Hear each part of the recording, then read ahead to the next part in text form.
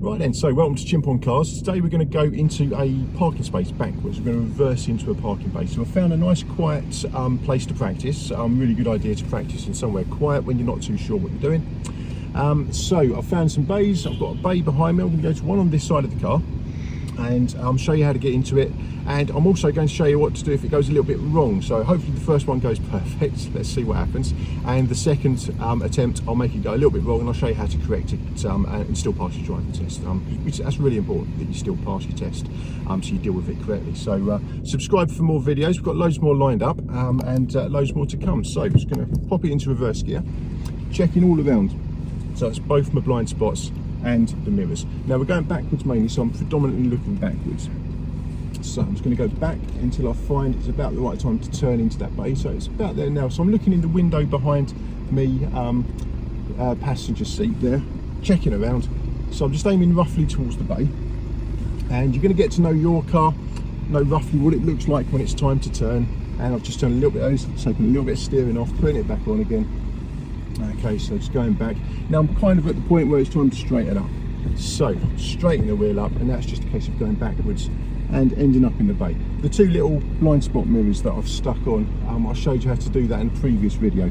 They help to know you're between the white lines, so I've just used them a little bit to guide me as well.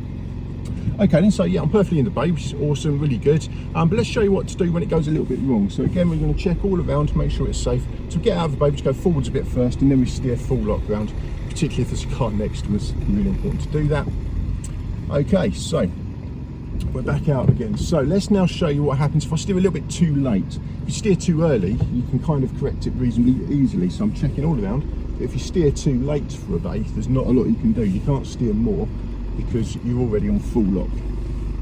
Okay, so I've steered too late for that bay, so I'm going to be missing it, which is fine. Checking all around. So I've got to a point where I'm going to realise, yeah, I've missed it. It's not a lot I can do now. So all I do is get to first gear, again, as long as it's safe, checking all around, and just take a shunt forward.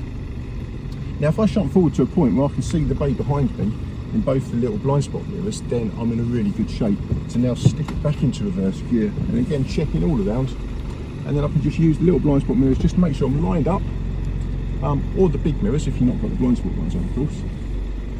And then the bay is nicely there now, so just a little correction, straighten up, and again it's just a case of going back, making sure I'm back far enough to be in the bay. Okay, so that's how we reverse into a bay on our driving test, and it's how we do it if it goes a little bit wrong. If you've got any questions about that, obviously do just drop us a comment, and I'll be sure to answer those questions for you.